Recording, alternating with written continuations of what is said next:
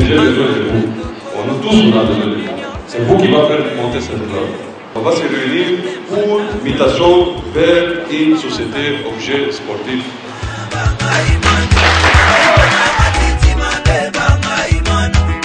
Président Hassan Abdallah.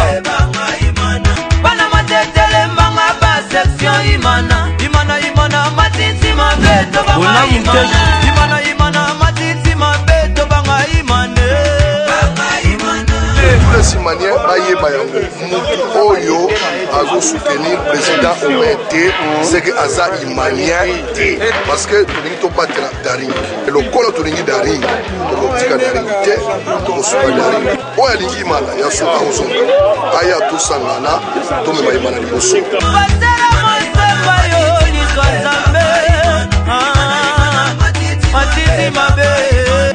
Isa mushetu inikine balula imana Gumu kivetilo bana bango babanga imana Imana imana matiti mabe babanga imana Imana imana matiti mabe babanga imana Imana yo Batera mwaseba yo Niswazambe Matiti mabe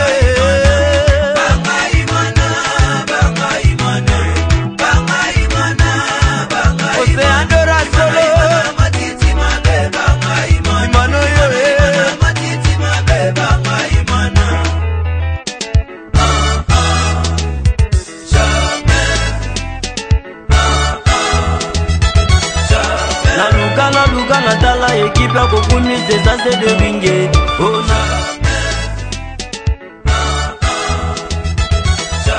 Na luka Natala équipe à Kokuni c'est ça c'est de ringue Ona bajogwa boye Laki madora Ona basila boye Nana zanga maje Talala komita boye Laki madora Na bebete lia boye Bangai manana Braza, na Pesibino Bambote, Bangai manana Lubumbashi, partout na République démocratique du Congo et puis na Libanda lokola na États-Unis d'Amérique, na France, Hollande, Belgique.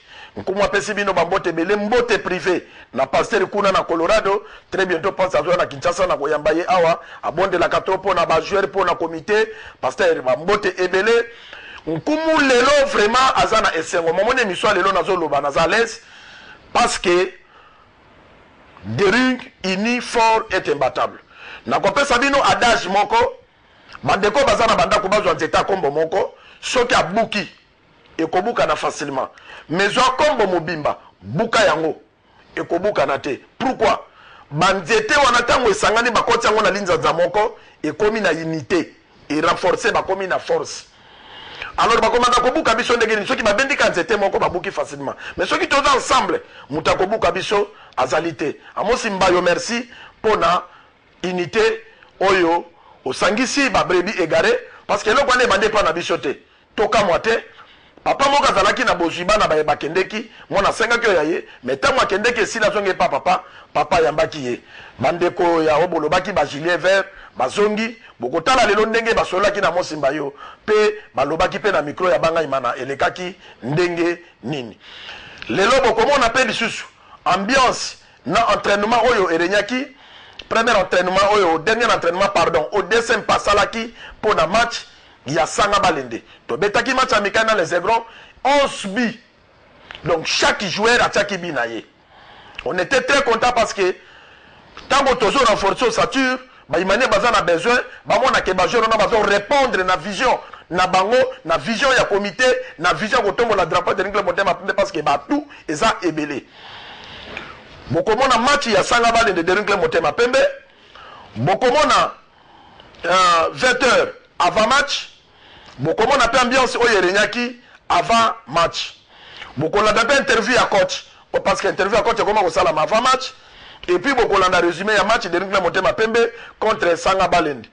Bokolanda 20h il y a joué et puis Bokolanda problème renaissance il y a rappelé et comme il répétait 2 fois et commis danger il faut te marteler Siriango l'inafuta la Siriango nouveau président de la République atala parce que batomingi bakufaka na stade et ça peuple oye votaki yo il faut boka permis sur na stade otala banani weko simbisa bango équipe parce que basimbisaka mobali atembembeli mobali atembete bapesaka imbelité bilmo ke mema kumu ki veut la match oye zalaki dernier entraînement ya Deringla Moté parce que to benga un entraînement match à les aiglons de ring comme ça tozonga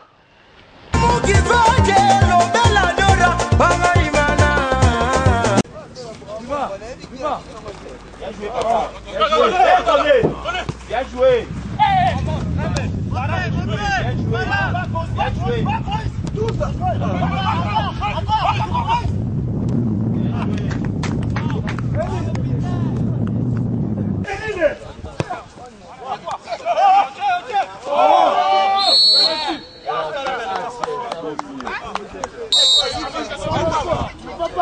Attends-le.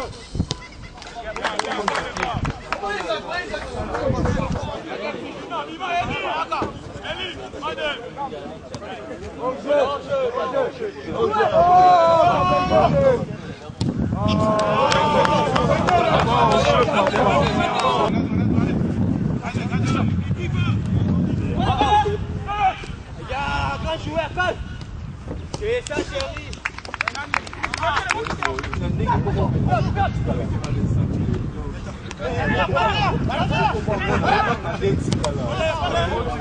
Na place tombée, t'as vu,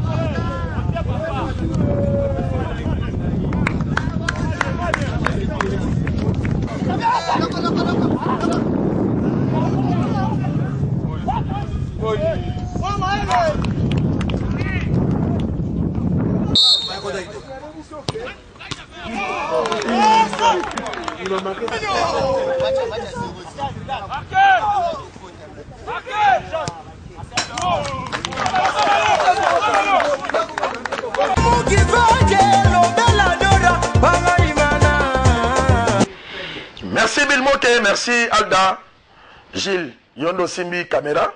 Merci pour Zobi Misampomo qui fait si bien. Botali, ceux qui Botali match, on a bien continué à enregistrer. Entraîneur à soi qui philosophie à partir de match. Et puis, à fin de ça qui récupère alors pourquoi Botala Ganaba match à Miné, net Barcelone. Net Mikolo de Messa au Bandate. Ma femme de Kessiga Mokona coach. Au moins de joueurs à Saliboy. Ceux qui ont coach, il faut changer boy. Il est pas tali oui, n'a pas coach à boy. Il y a un moment quand même, il va s'en sortir de l'épaule. Ceux qui donnent le à Mati Sibare. C'est ça. Biso to comme il a football professionnel. Au moins des gens comme Sabato. Ceux qui m'entraînent ma vacances. Ah, m'entraîneur ma qui et ça na contrat. Mon entraîneur m'a droit à kokende vacances. Maliembala bazongi. Même les joueurs ya imana. Netiriki nenga zana ko babo. Nzala nzoko na ningina kende na Hollande na kende kopé mata 3 jours na zonga. Akena yo Hollande a peine 3 jours azongi Maradona ko ki mata ko zonga. Pour ba mesana na bango ko voyager. Foot contrat professionnel ezalaka ndenge wana. Na ote koyebi sabino ke avant na kende na problème ya unité bilmo ke même comme qui fait Hollanda ambiance parce que na sepela ki na ambiance wana eza ba fruit ba imane ba yeko le babalobi toza na président sectionnaire responsable.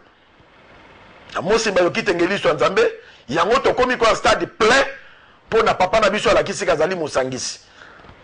Ya solo bana oyo ba finga ki ye ya solo bana oyo ba kritika ki ye mbaya yambi bango te muta mutema boye il phase à la ange te ada ange te azali kaka musela nzambe liso nzambe ayambaki bango parce que ya yebi nzambe nzambe alobi pardonner batu boba makonga basala nyonso mais babeto mbata litama moko pesa pe mususu c'est ça on ba ya salaka ya zali esclave nzambe au sala lisusu nini bilimo ke la kisa ambiance renyaki avant match ambiance avant match na ba fêteur comme ça tozonga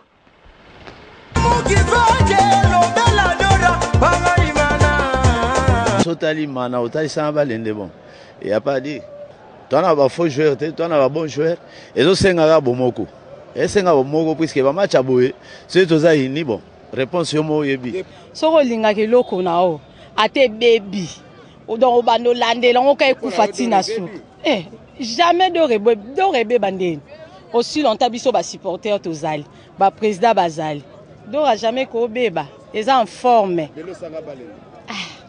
pour na baluba baza assure na kin to nyata bango trop sûr to gagner bango qui plaît qui neige awa bango papa zala mtema munene soki bana bazoyo kanate papa nda sangsara bana donc initiation moko ya bien o esalami na imana donc na ne salema te mais na imana salami donc na sepeli nango non il faut te féliciter Dadi talara Dadi donc il faut te féliciter afingami na ba façon nyonso alakisi kaka aza papa habité il faut na sangisa bana na yebo juste eza nini bana balingi nini c'est ça.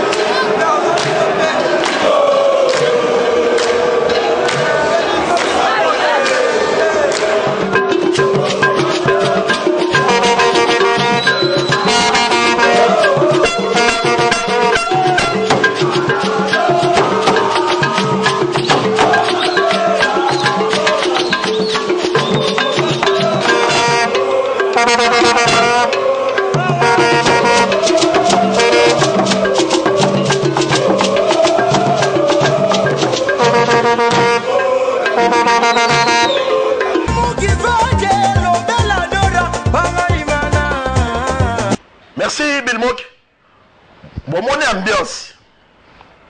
Oye renyaki. Bomoni ba fêteur boyoki. Oyo elobami. Pourquoi biloko nyos tout wana? Et puis pourquoi combattre eloko wana? Na te yango te parce que ba mane bele babenga nkomo. Tango ba wana basali bazui bango biso pe toko sala ndeko nanga. Nana zo perdre. Eza imana. Eza imana. Ce que nous avons simba baza komi kitisa boy. Eza pour l'intérêt ya imana. Toza na droit ya kozala ensemble. Toza vraiment na droit pour ba parana biso to ponaka bango te. Mais imana to poni yango na ba mikimkolo botami okolo tangi classe de équipe na nina kumisa yango oyo. Eza choix auto sala. Accompagné par la volonté en Zambie. Et ceux qui m'ont communiqué et simbité vision de même manière de comprendre était. Au combat kayete, au bengaye, aye, bofandi, bosololi, lelo, tout ce qui bomoko. Bilimo que donc ça comme qui fait, tout la damo simba yoki tenge, na ba brebis égaré, comme ça tout zonga.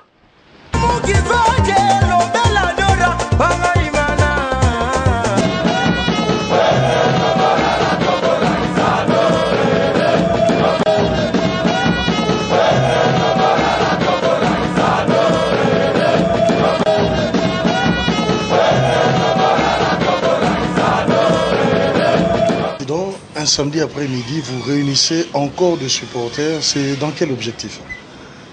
En fait, vous avez suivi tout ce qui s'était passé dans ces derniers jours. Je crois que j'ai cette capacité de mettre tout le monde autour d'une table. Aujourd'hui, j'ai pris des contacts avec toutes les tendances confondues des DSMP.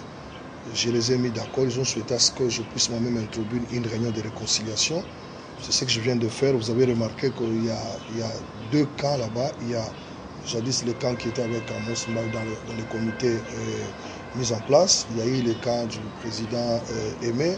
Et il y a les gilets verts.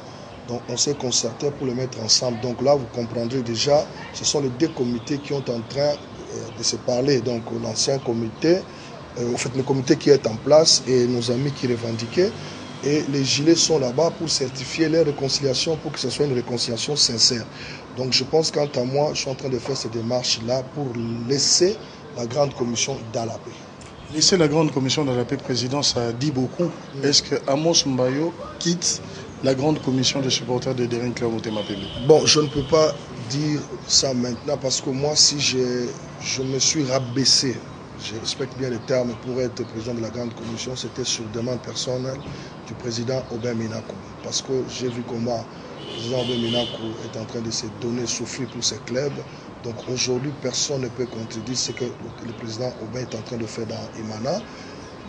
Il avait souhaité à ce que je puisse vraiment l'épauler. Je serai toujours là-bas pour épauler le président Aubin pour la bonne marche de ce club. Mais je pense qu'au niveau du poste que j'ai occupé, je dois vraiment parler avec l'autorité morale et tuteur Aubin.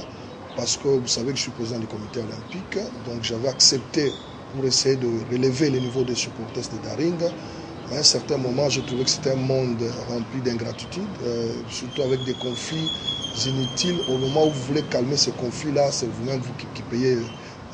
C'est comme ça que j'ai décidé un peu de faire le recul pour les mettre d'abord ensemble. Vous voyez, je les ai laissés eux-mêmes se dire des vérités parce qu'ils ont des conflits que moi je ne maîtrisais pas. Alors je les ai laissés se dire la vérité sous le contrôle des gilets verts. Et en ce moment-là, dès qu'ils vont terminer leur réunion, ils viendront me voir. Et après, on va devoir voir toutes les autorités de Daring. Et puis, à la fin, je vais me prononcer. Selon la Bineza, principalement, Nini, Lélo. Bon, Massoleza, par rapport au Moni, connaissant vraiment les supporters, il faut que se dise des vérités vraiment en tout cas. Il y avait aussi les amis, bah, ça qui en tout cas quand même les œufs. C'est là qui était par rapport à Ndegutubana Kamba, bah, ça qui est Libanda. Et puis Dédé, il y avait aussi nos jeunes frères, au Bazo Benga Bandeko, gilet vert. Bon, bah, on peut pas bonner que non. On dirait équipe des autres l'a bien été, disons, il y a quelque chose qui ne va pas par rapport au recrutement, par rapport à la gestion à club. Alors, bah, ça là qui marche na bango. Alors, tu as quand même tout fait ensemble, pour tout mais quand même en famille, tu es non vraiment en tout cas, véracité à problème, ça wapi mabé et ça wapi. Notre objectif, c'est l'unité de l'équipe. C'est ça, c'est notre objectif. Et alors, si aujourd'hui nous sommes ensemble avec d'autres collègues, c'est pour trouver l'unité de l'équipe. C'est ça. Que notre objectif ne se limite pas simplement au niveau de la grande commission des supporters, parce que le vrai problème, c'est la gestion du club.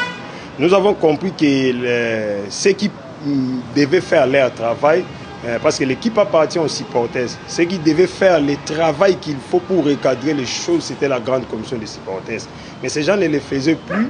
Nous avons vu qu'ils faillissaient à leur mission. Voilà pourquoi, étant supporters, nous avons préféré commencer d'abord par notre propre commission et pour monter maintenant au niveau du comité parce qu'il y a trop de problèmes à ce niveau-là.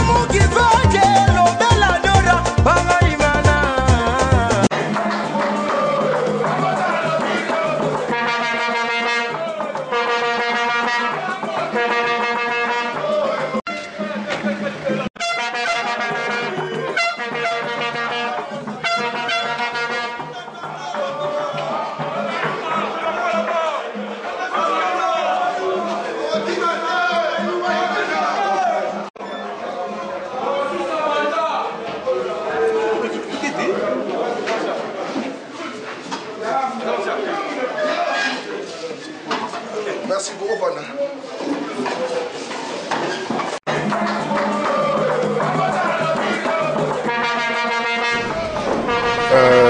Staff technique, boy ça la conférence de presse où ça la veille à match.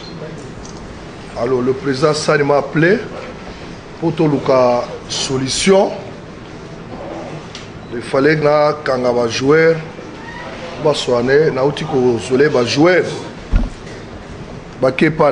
normalement il fallait accompagner bango pour solo là na jouer pour un match à lobby na tongo tozaki na autorité morale après ça déjà ba prime na bango ya ba match Donc après ils ont déjà pris ma match à Union Maniema. Alors après anticiper même pris ma match à lobby. Donc peut-être communication il fallait bien expliquer aux joueurs. Donc pendant que tout ça qui va jouer là n'est pas à San. Donc je serai obligé de rejoindre pour tout calmer le match lobby. Mais depuis un certain temps, ils ont un climat moko vraiment très malsain. Ils ont le cas dans Daring. Or, nous avons un slogan, Daring uni et imbattable. Et le retour là dans Daring, ils ont intérêt à aller Daring. Parce qu'un vrai manière, sur Daring à poli, il faut aller les faire dans un souci. Un vrai manière, ils sont là, nous sommes d'accord, ils sont en place, ils sont d'accord. Mais quand l'équipe perd, il faut un vrai manière dans un souci. Tout le monde est d'une manière précoce en Afrique, mais au moins, il faut se maintenir parce que Nenge Daring Kendaki, il fallait Daring Koufa. Dieu merci, il nous a envoyé Nzalanzo Kobe Minak, on a l'ignon Bobete la Maboko.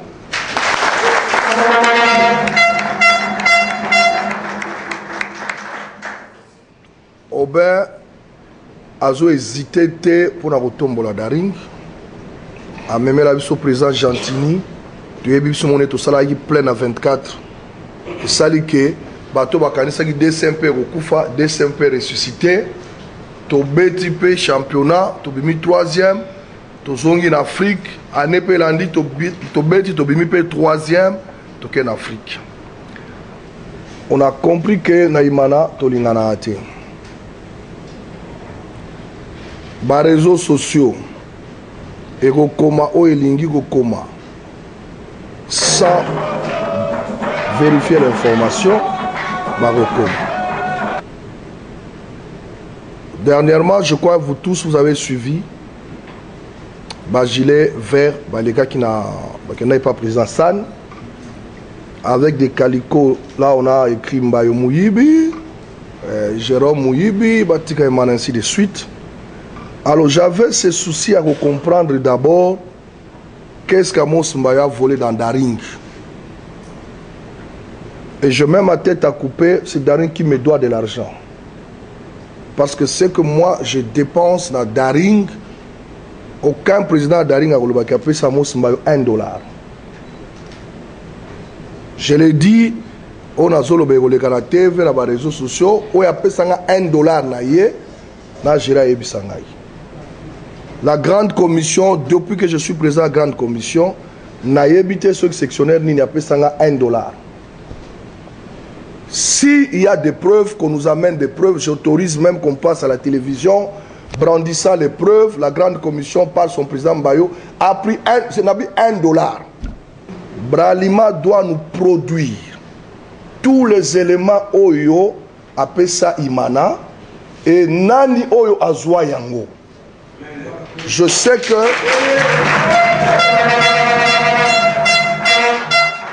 on aura une grande réunion élargie avec toutes les tendances confondues. Bah, gilet vert, bah, la vérité, qui a dit quoi, qui a fait quoi. Il y a des gens qui ont créé une division à Daring pour leurs propres intérêts. Donc, tika les sous-zéla na eloko wana.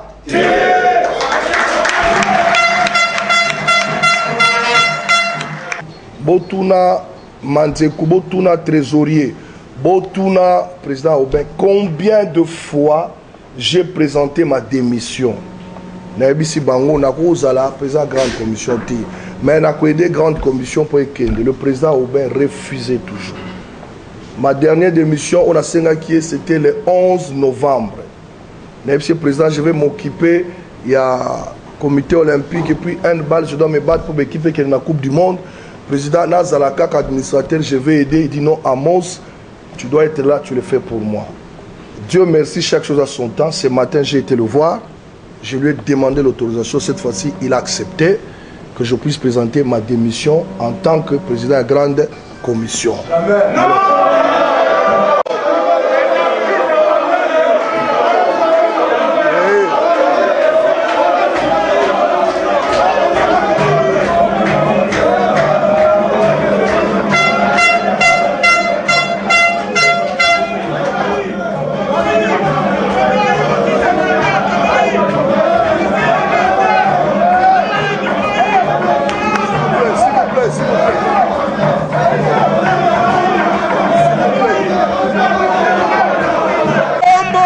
na dering papa na kanisi bato bazosala ndenge nini po olongwa baloba moni mana abeti coupe d'Afrique te désordre kota po bango ba profiter lukuta na bango oko kende tina suka tokobima parmi les trois oko sisa mandat na yo tokobima coupe d'Afrique et nani compétition wana ti parmi les trois premiers toleki 16e ndengo lobby ti na 18e oko komisa bango na lobby boye ba président sectionnaire bobenda batu nyonso matoyi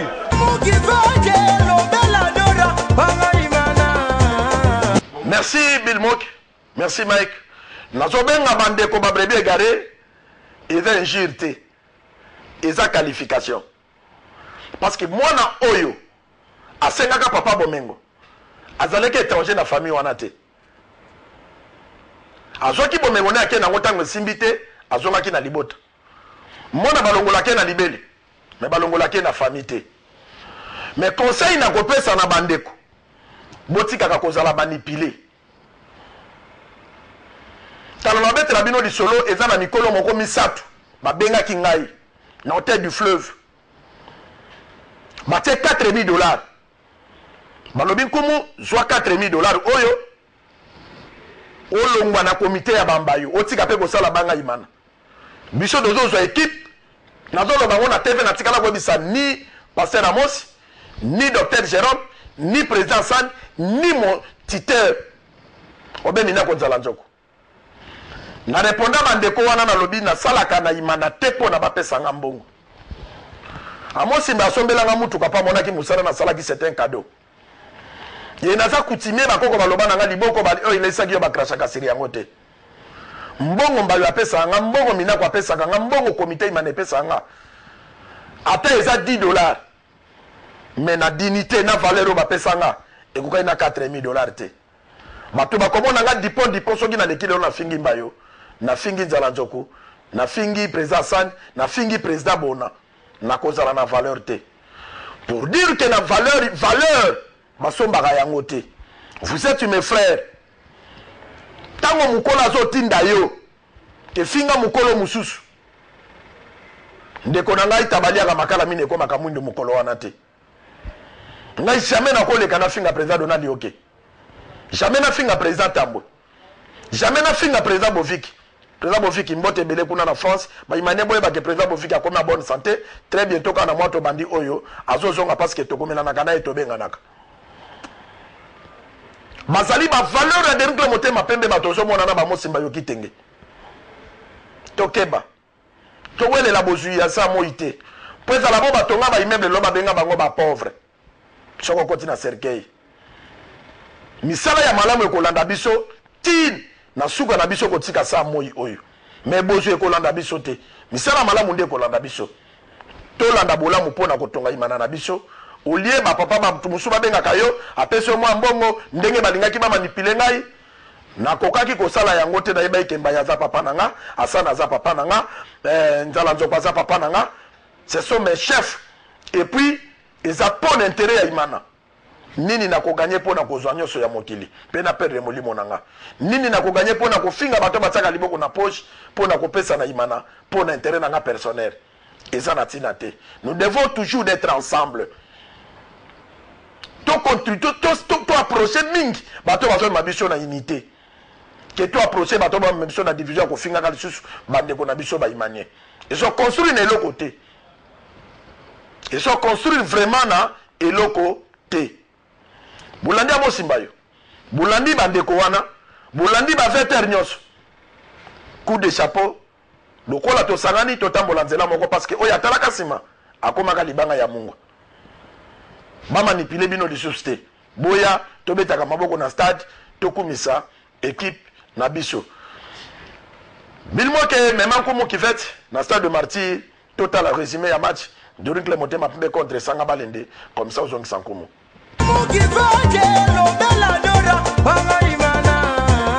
C'était l'occasion d'y donner du temps de jeu à ces nouvelles recrues, dont Luani Kapula, transfuge du TP Mazembe, et Dark Kabango, très attendu dans ce match, même si ce dernier n'a pas figuré sur le 11 des départs. Et cela pour la réception de Sa Majesté Sanga Balende et duel au sommet de la 20e journée.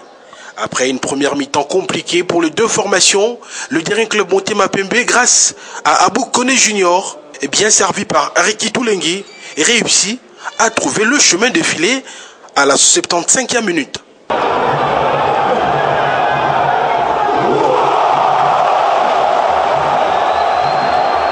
Et ce but suscite le courroux de quelques supporters de l'équipe de Mbujimaï qui estiment qu'il y avait hors-jeu sur le but des Immaculés. Loin d'abdiquer, Sanga Balende va réussir grâce à Boukassa, l'égalisation dans les arrêts de jeu, et cela suite à une hésitation de la défense vert et blanc.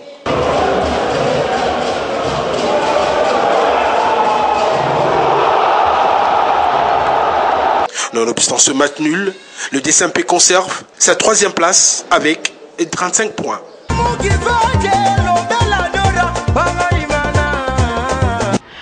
Merci Bilmoke. Merci Ada. Oyebi à DSMP. Et ça là qui va manier passe. Et ça là qui comme qui fait tu peux passer. Match Cécilie Sanga Balende égaliser. Oui. Et dans le ministère du football. L'église, rôle l'église ezali nini? Koya kolongola batuna mabe. Comme mabango, baye banzela ya solo, ba comprendre bolam. Ministère du football ezali nini? Ezali akopesa sabino joie, ceux qui victoire yé. Ezali akopesa sabino mawa, ceux qui défaite yé. Ezali pa akopesa sabino mawa, ceux qui ni yé. Mais ngai na kosenga na baimanie. Tomona football lokola ministère ya église. Oezo longola bato na passe, ezo pesa bato esengo. Soki ni leye, nzambe zo lokumu parce que ba kondana ka ote. Soki pe défaite ye, nzambe zo lokumu ba kondana ka yote. Soki pe victoire ye, nzambe kumbama po no kanisi biso. Bana de sempe d'abord intérêt ya imana. Na banda ki koloba awa bil moke banda ko eristre, vraiment eristre yango. Renaissance a betaki premier match a gagné 2-0. Ba imane bazalaki na stade de Belé. Ata imane moka kota kite abebisa. Mais tant au match à Dering bandi, toté Sanga Balende bi, bande ko Renaissance, na bato Sanga Balende bakiti, bakati d'abord match. Vous savez, on a bien enregistré parce que la télévision.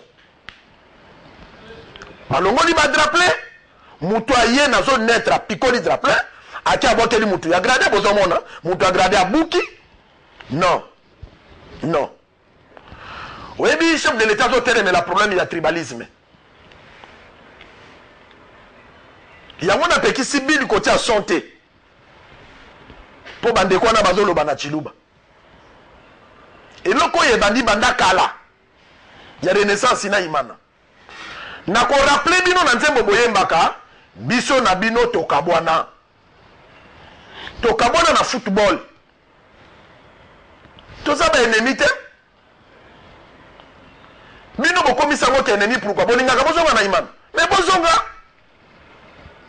parce que bino bozobeta match na bino biso dokipaka te ngai nakutana na leki nanga trésor mukuna Ouazali propriétaire de l'eau, soit fait Kazate, a tigé une équipe et l'eau papa et l'eau na bango. To kutana na rotana. A telema ya bankumo. Grand frère Neni Nabile Kinangai. Merci battre les locaux parce que papa no abundi trop pour les locaux en telema.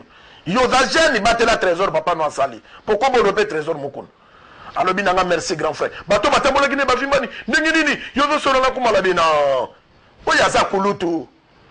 Il faut te prendre pas parce que dit makamba les belé.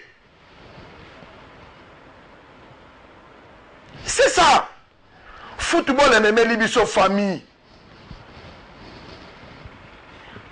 Football est même libiso bonde comme quoi il y a une besoin de valeur na ngote. Mais l'ina foot il beta c'était na di Camboyo. Ça l'effort beaucoup mais ça va supporter la Renaissance pas comme un sportif. Ça c'est la rien pour ça ba kuluna pour na babe bisaka fête. chaque fois soki dering azwa via komi na mbushimai même comportement mais basupporter na sanga balende bayaka bazalaka à l'aise dering atikala kote asanga bande bi ya orujete bi ya pénalité non nzambe alingaka Congo pour bato nyonso nzambe apesaka fonction ya magistrature suprême na Congo bazalaka bato batondi na sagesse batondi na maturité po eza na bato mosusu oza kutu kaka chef du quartier mais biloko ozosala eza soboko ozokomi président de la république ndenge Félix Tshisekedi akomi c'est que bato bakovivre te to apprendre comportement ya malamu parce que mutu moko abotamaka na éducation aza te tokutaka ngo na mokili monde alelo eza monde ya bamiscle te monde alelo ekoma monde ya baéchange d'idées mitunde ezosala po etonga mboka chinois atongi mboka na mutu omoni ngolo bozolia ngolo moseka eza yebale te chinois acréé yango eza ngolo créé soso bozolia lelo soso nani mayo eza soso ebotami lelo chinois asali chimie buku soso akoli bolie c'est ça tozolinga kosala olobi tekuteku lelo lobi ekoli tolie olia kokréa kaka bahene kozokisanaka koyinanaka mpo na toganye nini nazokisi lelo Bill Moki akoti hôpital naza na événement nani akofilme nazokisi lelo Gilles lelo na présenté soki azalaka na plateau awa te mpo na bimisa nkuma varie bacoupe te baplan de coupe te bomona nkumu ndenge nini chacun a son travail moto nyonso nzambe asali na sa moi aza utile to respecter bato d'abord soki lelo baéquipe eza koexiste parce que bato bazali et nazosenga na président Bosco parce que oza homme de rigueur vraiment tia rigueur na équipe wana renaissance il faut bazwa basanction tomona basanction oyo bango na eloko basali wana soki tomoni te bakobandela lisusu sanga balende mpe fozwa basanction parce que mutu wana bilizongisa alati elamba renaissance te alati rouge ya sanga balende tomona sanction na bango alibitre wana na komprenaka te bana ezobeta bana Kinshasa mpo bamonaka edering ezali équipe oyo eza na bato ya mayele ejwaka na bacorruption te biso toza na mbongo koleka sanga balende wana saba nalataka faresi ni toza organisé koleka sanga balende pourquoi toko corrompre l'arbitre te tolobi on a acheté des joueurs tosigné na bango bacontrat il faut bafuta biso mpe salaire na bango ndenge biso tofutaka bango il doit mériter na libitre po bapese $300 alingi abebisa match toyoka mpe sanction ya libitre wana parce que batie imanabi na minute ya récupé atie combien de minutes et match esi na combien de minutes donc baotite nyonso wana président na futi président Bosco avec beaucoup de respect que je vous dois ozogere na futi kitoko et moi mikolo se lokolo océdé parce que tokumisi yo trop tokumisi yo trop komi kobosana kosanctionner c'est très important il faut toyoka verdict nini ekoka na match ya sanga barendele SMP Bill jouelanga match Mazano derinkle motema pembe bango moko batala résultat parce que bautaki stade kaka na poko awa nkuma mati na plateau bayoka résultat passe magazine Bill tiama passe magazine balanda commission zongi sankomo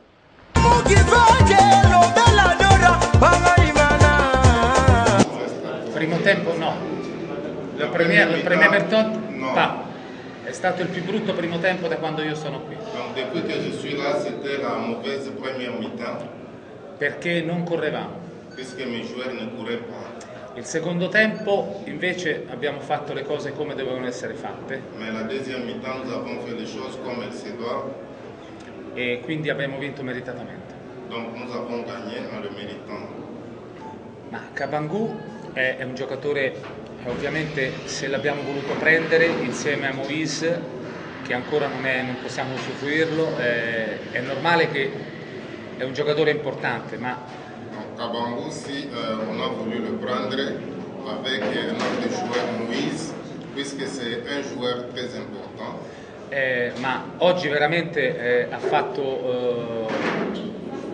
ha corso dopo solo 3-4 allenamenti che ha fatto dopo 3 mesi. Imaginez qu'aujourd'hui il a beaucoup couru, mais c'est seulement après 3 ou 4 entraînements qu'il a fait après avoir été ferme pendant 2 mois. Le situazioni di società cerco di starne un po' alla lontana. Donc moi, avec ce qui se passe dans la société, je cherche un peu de m'éloigner. Noi non stiamo passando un bel periodo, probabilmente. Nous sommes en train de traverser une belle période, probablement. Ma io ho il dovere solamente di allenare la squadra. Moi, j'ai le devoir seulement d'entraîner l'équipe. Perché non sono cose mie quelle che succede nella società. Donc ce qui se passe dans la société, ça ne me regarde pas.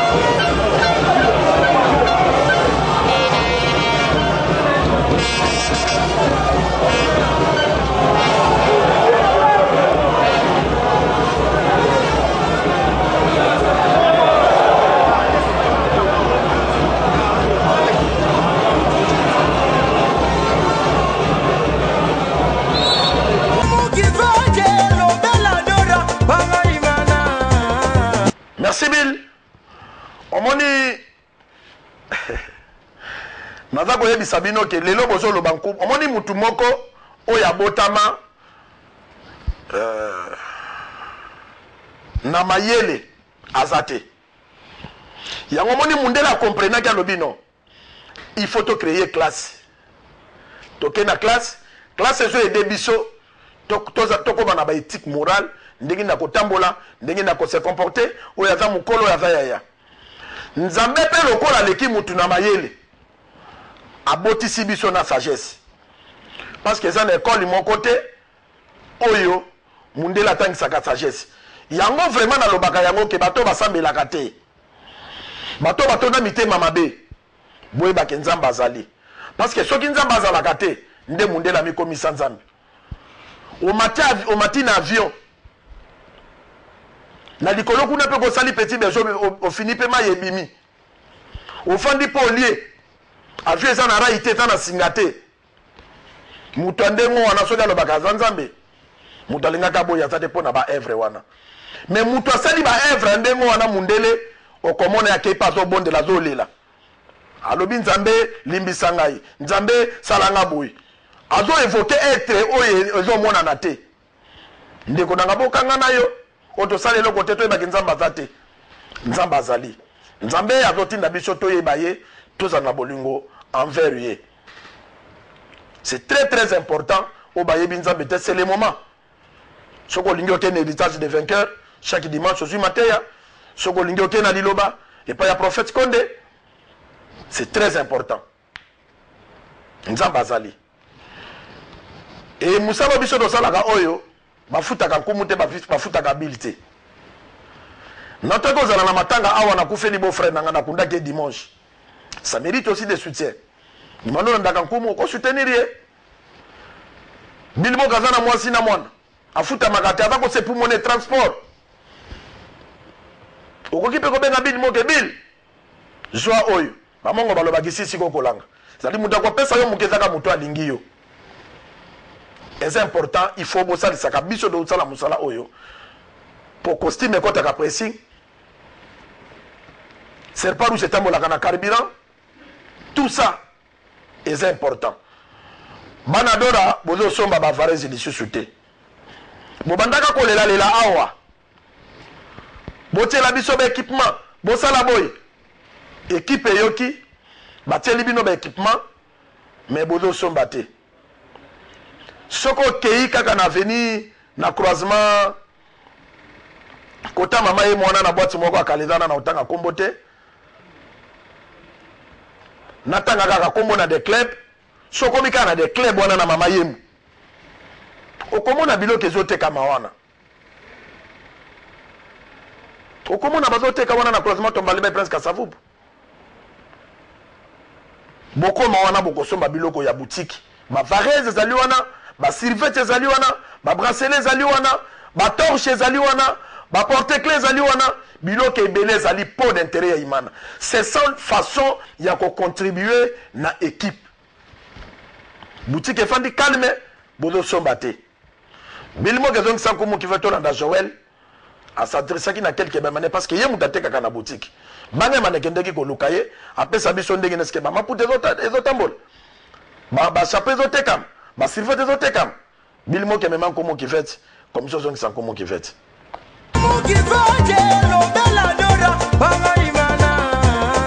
L'article tout adora Isaliawa, tout le biwana donc kepi, sac, écharpe, varese, vêtements, tout est allé. N'a stylo pesali, tout est allé. Porte-clés, torche, donc tout est allé awa. Non c'est ngaba na dora tout basuma bilo na bango. Bana ba promis une équipe té et aussi la non mais varese, polo sur la nzoto, couleur na yo et c'est moi l'embonne ça là moi bien. Donc bureau est allé na Tombalba juste dans les clubs. Tombalba na Prince Kasavubu na les clubs. Bureau zawana au bout na drapeau munene zawana. Mais ba oba yebité ba son numéro comme ça ba benga ba son adresse bien. Bon son numéro dans ça na 090 67 94 311 na bandeli 090 67 94 311 so bo bengi bo zo boutique de SMP. A Tombalba na les clubs. Toi juste dans les clubs on a bo na drapeau munene libanda donc to zawana.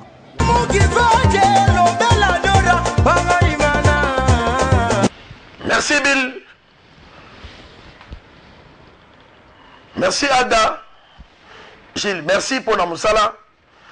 Et di propre kuna, merci. Banga imana ezali émission ya munene oyo sangisa ba imanie. O boza pona bolanda ba information. Na émission ezo ya bokomona na ko inviter bandeko ya kote kuna o baye wana. Bayani ne pesaka bango bongo e bazongi na imana pona nini pona unité na kozana bango na plateau mercredi prochain. Ezali tout ça pour imane kende liboso. Na kopesa mbote na fondateur Jonas Mukamba na ba administrateur nyos vraiment comme appelle Semino Bambote tous les 24 sections ba Congo baloba tangu ifweni oya bandaki ko sala ba réunion tazongela ba réunion deringe za na besoin ya ba résultat bino pe ba supporter bobenga kankumu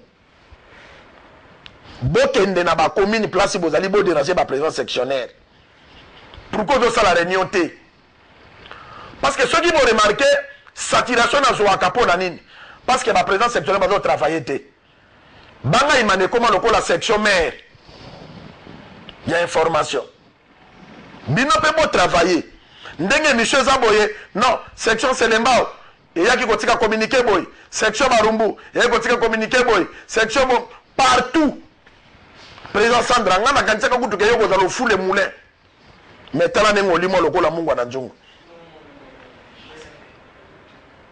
donc tout monde a musala nkumo zale bale oyo bakanga mabokete papa Jonas Mukamba vraiment merci papa et tous les administrateurs nyo sont kumo pesi bino merci pour na unité boza ko bunda pour na deringue za la toujours uniforme imbattable na pesi mbote na obemina ko nzala nzoko atambola kananya mami bale ya makasi njoku na lio papa bambote belenza la nzoku na pesi mbote na président San Abdallah na pesi mbote na président Bona na pesi mbote na Mosimba Yoki Tengeliswa Nzambe puissance na pesi mbote na président Blanchard toujours pembeni ya Mosimba Yoki Tenge na pesi mbote na infatigable le TG Jérôme azali toujours wana pona ko bunda pona DCMP kende liboso na pesi mbote na baimane nyonso ya République démocratique du Congo na pesi mbote na madame Abel Mok na bébé na ye na pesi mbote na Alda na pesi mbote na Gilles di Procuna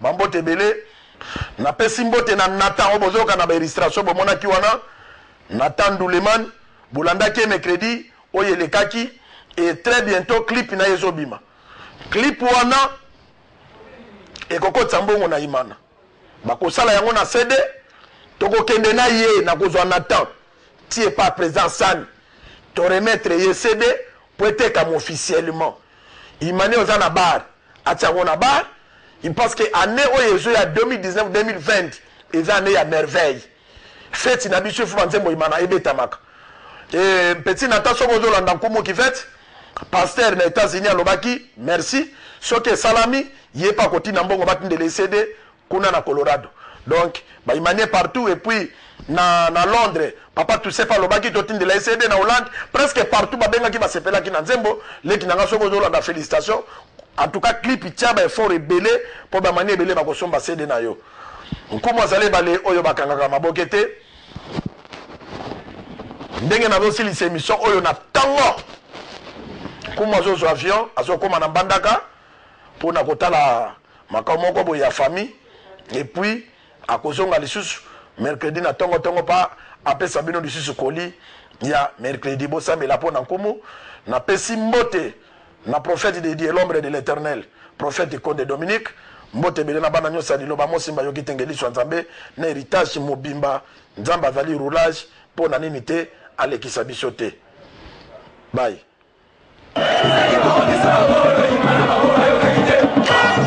Hey!